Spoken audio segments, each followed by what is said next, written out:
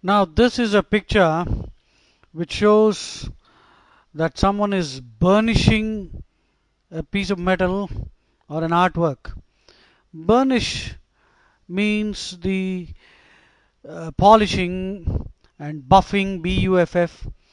Burnish is the property of being smooth and shiny. And as a verb, to burnish mean to make shiny and polish something. So the synonyms are buff, buff, furbish, furbish, and polish and glossiness. Remember, furbish, furbish, is the same as burnish. Now these are copious offerings which are being made to some deity. Now copious means large in number and quantity. So this is simply some offerings which are being made in some Oriental temple to some deity. Oriental means Eastern. Now this is a tabard. A tabard is a dress which is a short sleeveless outer tunic. So it's a short sleeveless outer tunic. Tunic.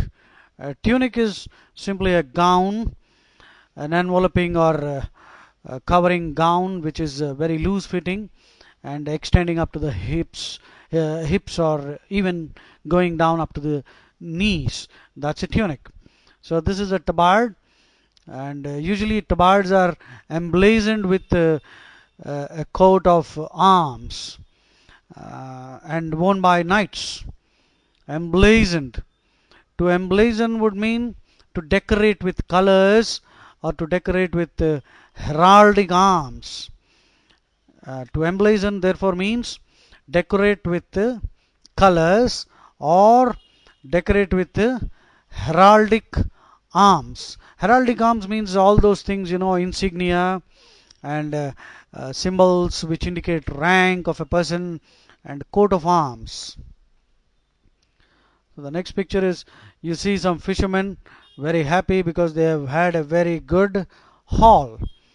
A good haul is a good catch, and haul therefore would mean the quantity that was caught. Otherwise, HAUL, haul, means to draw slowly or heavily. Hauling stones, the fishermen are hauling nets across the beach, and haul can also mean transport. Here in this picture anyway, the fishermen are happy because they got a good haul, which means the quantity that was caught. Now this is a boer. A boer, as you know, is a crude, uncouth, uncouth. Uncouth means very uncivilized. A crude, uncouth, ill-bred person. ILL-BRAD person. Ill-bred person who is lacking in culture or refinement. A barbarian. A churl, CHURL. And sort of a peasant-like person who is uncouth. And uncouth also means the same thing, lacking refinement or cultivation or taste. And so a boor is a person who is very uncouth, who is very coarse, COARSE, who is very vulgar, VULGAR. Vulgar, interestingly, has two meanings. Vulgar means very unrefined, lacking in taste, or it can also simply mean associated with great masses of people. He's a very vulgar and objectionable person. That means he's very crude. And vulgar can, as we know, also mean something that is very indecent. So this is a boor. Now this is a brook. We came across this word earlier. A brook, as we know, is a small stream, a natural stream of water, which is much smaller than a river, and in fact smaller than a creek as well. And brook, if you take it as a verb, BROOK, I cannot brook any more of this.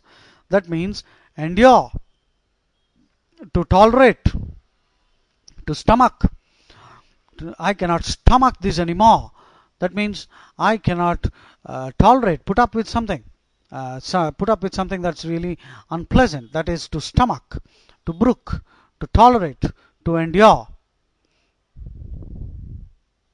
Now this is a cascade. As you can see, a cascade is a waterfall which rushes down in big quantities, and it has got a series of small waterfalls together. So it's something like a succession of stages or operations or processes. So that's a cascade. So it's a waterfall which has got a series of small waterfalls. This is a colonnade. A colonnade is a series of pillars. This is another picture of a colonnade, and in this picture you are seeing a few things which we must understand. These are columns or pillars, and the base of the pillar or column is called the pedestal. Pedestal. Pedestal. And the top of the pillar can be called a cornice.